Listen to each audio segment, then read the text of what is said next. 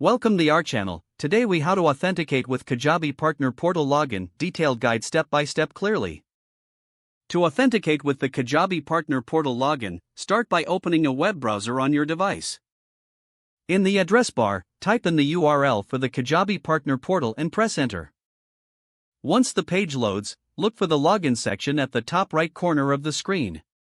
Click on the login button to proceed. You will be prompted to enter your email address associated with your Kajabi account. Type in your email address in the designated field. Next, move to the password field. Enter your password carefully. Ensure that the caps lock key is not activated to avoid any login errors. After entering your credentials, double-check for any typos. Once you are certain that your details are correct, click the login button.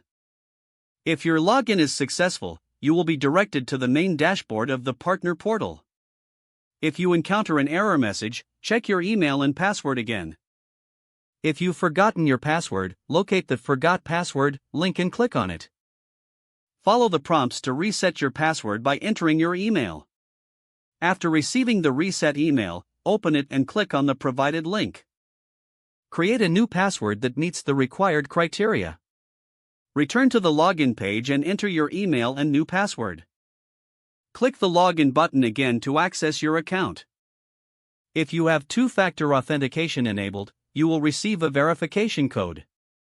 Enter that code in the provided field to complete your login process. Once authenticated, you can navigate through the Partner Portal features. Make sure to log out after your session to ensure the security of your account.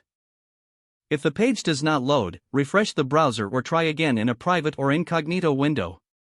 Make sure you are using the correct email address, then retype it carefully to avoid small typos. If your password is not accepted, use the reset option and create a new strong password you can remember. Check your spam folder for verification or security emails, then complete any requested confirmation steps. Enable two-factor authentication if available to improve account security and reduce unauthorized access risk. Don't forget to like this video and subscribe to our channel for more step-by-step tech guides.